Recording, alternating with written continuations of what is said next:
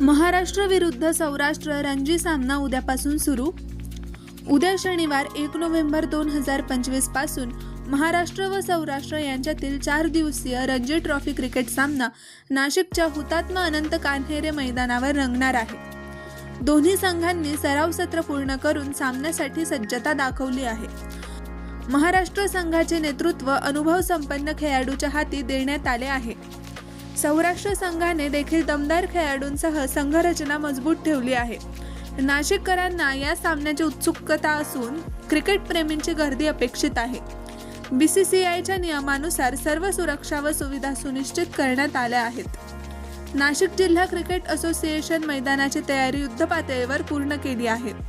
पहिल्या दिवसाच्या खेळासाठी तिकीट विक्रीला चांगला प्रतिसाद मिळत आहे।